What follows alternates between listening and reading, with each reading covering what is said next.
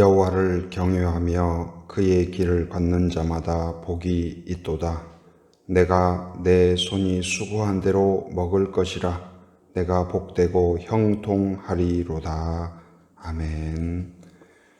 우리에게 복 주시기를 기뻐하시고 믿음으로 하나님을 바라보는 자에게 형통의 은혜를 주시는 아버지 하나님 감사합니다.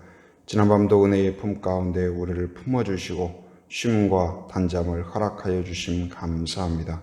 오늘도 새로운 하루를 베풀어 주시고 주 안에서 말씀으로 기도로 시작하게 하심 감사합니다. 이 시간도 우리의 마음의 중심에 계시고 왕이 되셔서 깨닫게 하시고 길을 인도하시고 평강으로 주장하여 주시옵소서. 하나님의 뜻에 온전히 순종하는 하루가 되게 하여 주옵소서. 예수님의 이름으로 기도합니다. 아멘.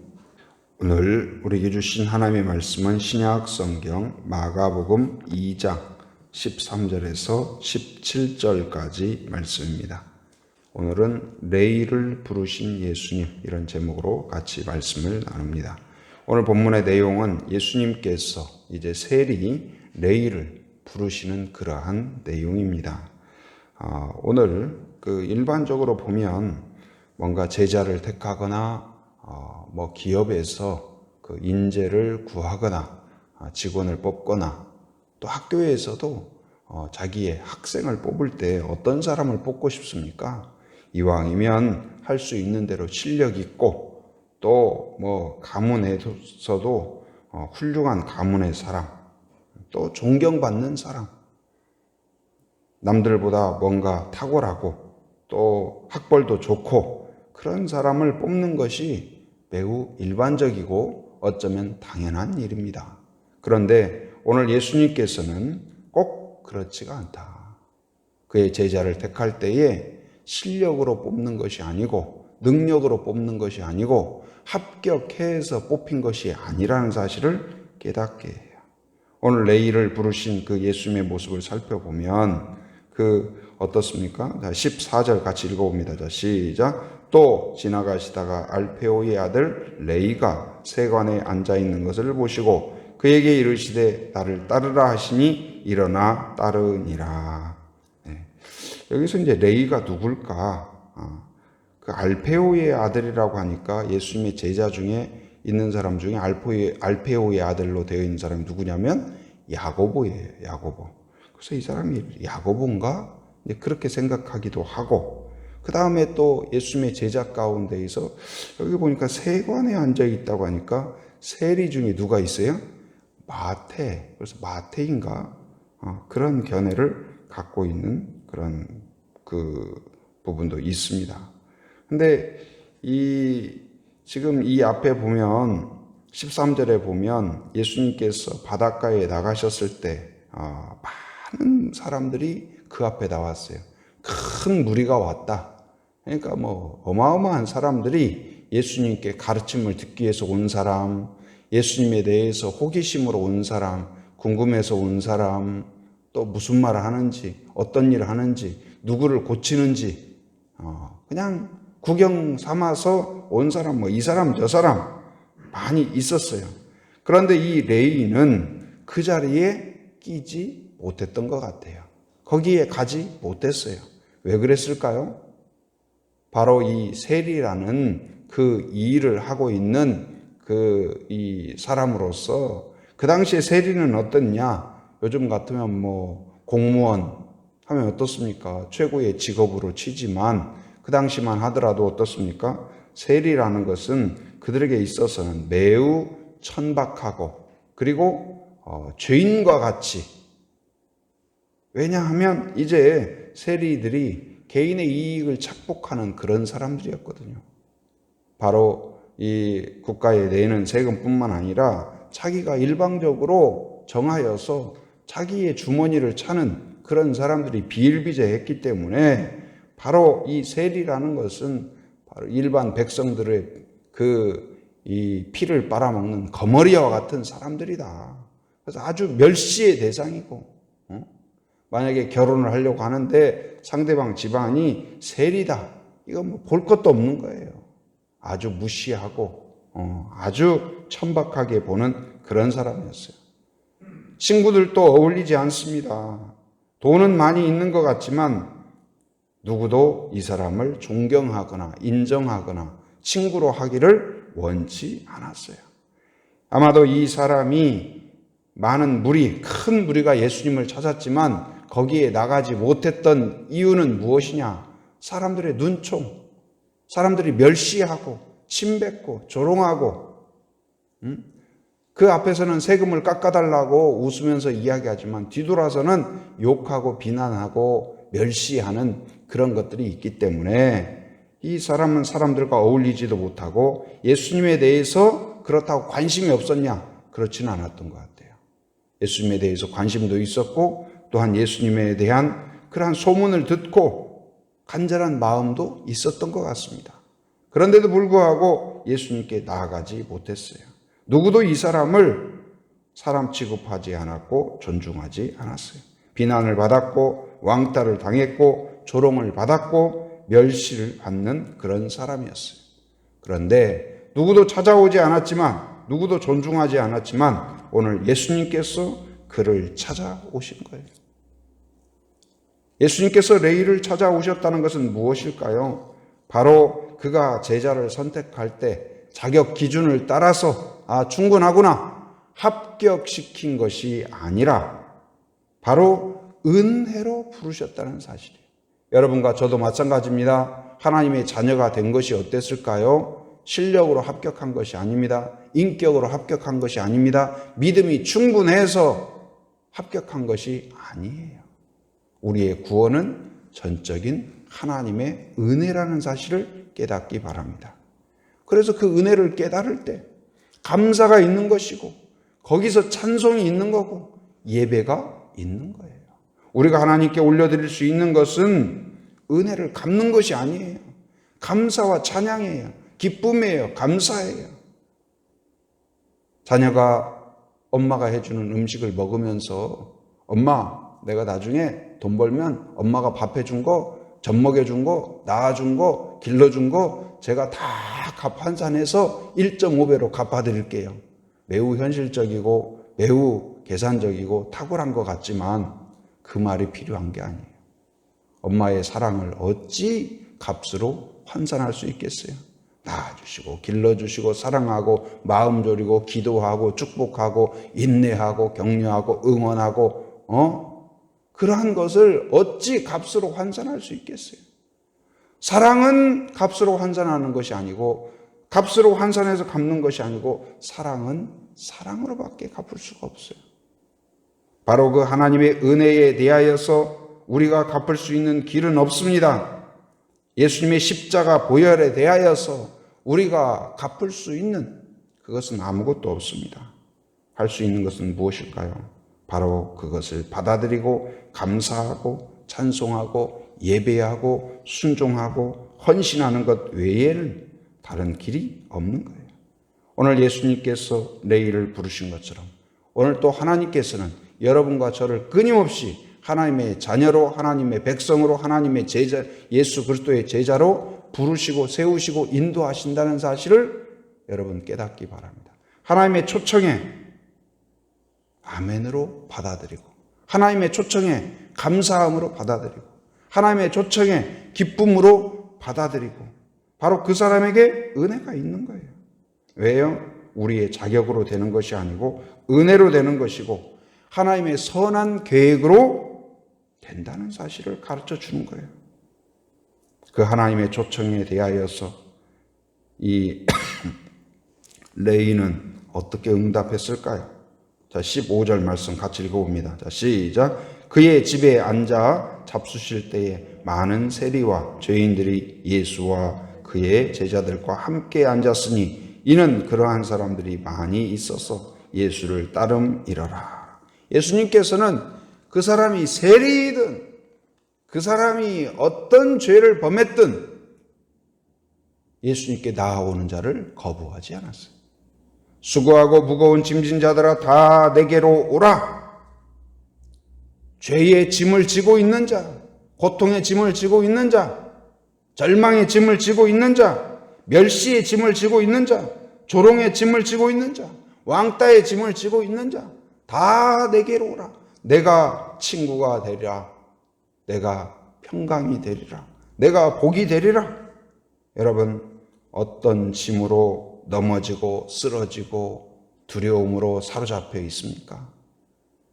우리의 소망은 주님이라는 사실을 기억하기 바랍니다.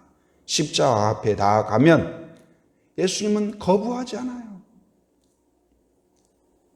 한국에서 대단한 의사라고 해도, 최고의 병원이라고 해도요, 기대를 안고 갔을 때 염려 마십시오. 두려워하지 마십시오. 우리가 최고의 병원 아닙니까? 우리가 최고의 의사들 아닙니까? 믿으십시오. 염려 마십시오. 그래야 될 것 같은데요. 진짜 도움이 필요한 때에는 대부분 그들의 말에는 소망이 없습니다. 소망이 없어요. 여러분, 우리의 소망은 누구도 약속할 수 없어요. 주님 외에는 소망이 없다는 사실을 깨닫기 바랍니다. 예수님이 우리의 소망이에요. 예수님은 거부가 없어요. 늦었다. 일찍 오지. 시기가 끝났다. 재료 소진이다. 능력이 아까 있을 때 와야지. 오늘 쓸 재료, 능력 다 끝났다. 오늘 문 닫았다. 그러지 않아요. 언제든지, 어느 순간에서든지 주님을 찾는 자마다, 주님의 초청에 아멘으로 받아들이는 자마다, 순종으로 응답하는 자마다, 기쁨으로 받아들이는 자마다, 찬송으로 응답하는 자마다 하나님의 복이 임하는 줄 믿으시기 바랍니다. 누가 복을 받을까요? 초청에 아멘으로 받아들이는 자예요. 초청에 기쁨으로 응답하는 자예요. 기적은 예수님이 선포할 때 나타나는 게 아니었어요. 신약 성경에 보면 치유와 회복과 기적은 어떻게 나타났을까요? 순종에서 나타나요. 예수님의 첫 번째 이적이 무엇입니까? 갈릴리 가나 혼인잔치에서 물이 무엇으로 바뀌었어요? 포도주로 바뀌었죠. 그런데 그때에 예수님께서 말씀하심에 물이 포도주로 변하였더라. 그래야 될 것 같은데 그렇게 안 했어요. 예수님께서는 어떻게 해요? 굉장히 번거롭게 합니다. 마리아가 와서 이야기해요. 포도주가 떨어졌다. 포도주가 떨어졌나이다. 근데 예수님이 그러면 오케이. 염려 마세요. 그랬을 것 같은데 그렇게 하지 않았어요. 나와 무슨 상관이 있나이까? 듣겠다는 말이에요? 안 듣겠다는 말이에요? 해주겠다는 말이에요? 안 해주겠다는 말이에요? 그 말만 듣는다면 안 해주겠다는 것처럼. 때때로 우리의 기도에 예수님이 뭐라고 말씀하실까요? 내가 네 기도를 왜 들어줘야 되는데? 됐다. 그러는 것처럼 생각될 때가 있어요. 그것은 거부가 아니라 여러분의 믿음을 테스트한다는 사실을 기억하기 바랍니다. 예수님은 결코 우리를 거부하지 않아요. 그러나 믿음을 테스트해요. 진짜 믿음이 있는지, 순종으로 받아들이는지, 기쁨으로 받아들이는지 그것을 테스트해요. 왜요? 귀한 거기 때문에. 아무나 주지 않아요. 믿음이 있는 자에게, 기쁨으로 받아들이는 자에게, 은혜로 받아들이는 자에게 하나님이 복을 주셔요. 그래서 이제 그럼에도 불구하고 마리아가 거기서 됐다! 하기 싫으면 말아라! 그랬으면 그게 끝나는 거예요. 그런데 마리아가 어떻게 했어요? 포기하지 않았어요. 그것을 어떻게 할 수 있어요? 하인들에게 가서 예수님이 뭐라고 하든지 너희들이 그대로 하라. 이게 마리아의 믿음이 나타나요. 하인들한테 예수님이 말씀하십니다. 안 하겠다는 것처럼 말했던 예수님께서 하인들에게 물을 갖다 돌 항아리에 부어라. 의미도 몰랐어요. 왜 부으라는 거지? 이유 좀 설명하세요. 요즘 그러지 않을까요? 설명해 줘야 돼요. 설득해야 돼요. 내가 순종해야 될 이유 좀 이야기하세요. 내가 설득되면 순종하겠습니다. 우리가 하나님 앞에서 그러지 않나요? 그런데 그들은 예수님이 시킨 대로 순종했어요. 때로는 예수 믿는 것이 바보 같을지도 모르겠어요. 그렇게 순종하는 것이 내 지식으로, 내 경험으로 분석하고 판단하고 믿어지고 받아들여지고, 그런데 우리의 믿음은 무엇이에요? 나의 많은 경험과 나의 분석력과 나의 이성과 나의 상식을 초월하시는 하나님이라는 사실을 기억하고 받아들여야 돼요. 그리고 그들이 순종합니다. 물을 부었어요. 그런데 예수님께서는 특이하게도 금방 물을 갖다 부으라거든요. 그럼 그걸 가지고 뭔가 씻든지 뭐 하든지 용도 있게 써야 될 거 아니에요. 다시 퍼서 갖다 주라는 거예요. 그럴 거면 아까 그냥 떠다가 주라 하지. 막 불평이 생기지 않을까요? 짜증내고 서로 자기들끼리 아이 이게 뭐 하는 짓이야. 그리고 이거 갖다 줘봐야 사람들한테 우리만 딱이 맞는 거 아니야? 분명히 불평할 수 있었을 거예요. 예수님은 왜 번거로운 일을 시켰을까요? 왜 그랬을까요? 믿음을 테스트한 거예요. 그런데 그 하인들은 그 기적이 언제 나타났냐? 갖다 주었더니 순종하는 자에게 하나님의 기적이 나타나요. 누구를 통해서요? 순종하는 자를 통하여. 믿음은 어떻게 증명될까요? 순종을 통해서 증명이 됩니다. 순종이 제사보다 낫다. 여러분, 하나님의 말씀에 아멘으로 받아들이기 바랍니다. 믿음으로 받아들이기 바랍니다. 그러면 거기에서 기적이 나타나요. 오늘 레위는 어떻게 받아들였을까요? 14절에서 이야기합니다. 바로 일어나 나를 따르라. 나를 따르라 그랬죠. 나를 따르라 하시니 일어나 따르니라. 첫째는 어떻게 나타나요? 즉시 순종했어요. 고민이 없었어요. 이미 마음에 사모함이 있었어요. 기다리고 있었어요. 이것은 무엇일까요? 어떤 사람이 즉시 순종할 수 있을까요? 믿음이 있는 사람, 사모함이 있는 사람, 기도로 준비된 사람, 기도로 예비된 사람. 그 사람은 아멘, 아멘, 아멘. 간절함이 있는 사람, 그 사람은 말씀에 아멘으로 화답해요. 그러나 고민해보고 생각해보고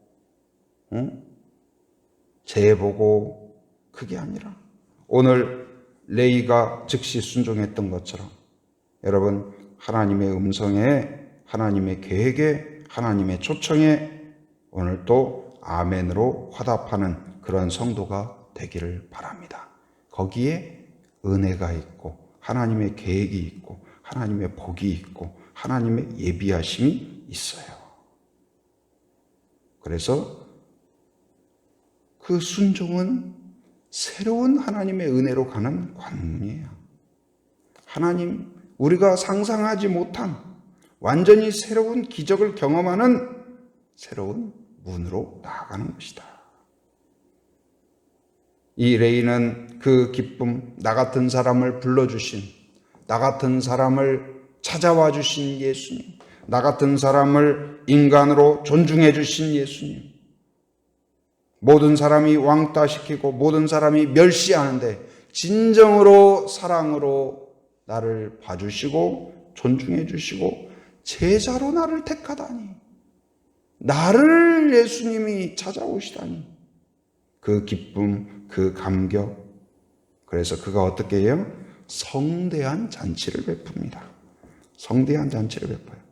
자, 15절 같이 읽어봅니다. 시작. 그의 집에 앉아 잡수실 때에 많은 세리와 죄인들이 예수와 그의 제자들과 함께 앉았으니 이는 그러한 사람들이 많이 있어서 예수를 따름이러라. 예수님이 오신다 하니까 바로 예수님뿐만 아니라 자기의 친구들, 같이 왕따되고 멸시받는 그 세리들을 다 초청한 거예요. 예수님이 오신다, 예수님이 오신다. 함께하자, 함께하자. 마치 라합이 자기 가족들을 구원의 자리로 초청하듯이 견딜 수 없는 기쁨, 분명한 확신, 내가 나를 존중해 주신 그분은 너도 존중해 줄 것이다. 나를 구원하신 예수님은 너도 구원할 것이다. 이게 레이의 믿음이었어요. 우리에게도 마찬가지입니다. 나에게 생명이 되신 예수님은 바로 우리 가족에게도 생명이 될 줄 믿습니다. 나를 구원하신 그분은 바로 나처럼 고통받는 사람들에게 여전히 구원이 될 줄 믿습니다. 하면서 잔치를 벌이는 거예요. 교회는 잔치예요. 잔치가 돼야 돼요. 잔치집이 돼야 돼요. 말씀의 잔치, 예수님의 잔치, 은혜의 잔치, 기적의 잔치, 기도 응답의 잔치가 돼야 돼요. 예수님이 계신 곳에는 항상 잔치예요. 항상 은혜예요. 항상 축복이에요. 교회는 그런 곳이 돼야 돼요. 교회는 예수님과 함께 잔치를 벌일 뿐만 아니라 오늘 수많은 세례를 초청한 것처럼 죄인들을 초청해야 돼요. 수고하고 무거운 짐지자들을 초청하는 그런 교회가 되어야 될 것입니다.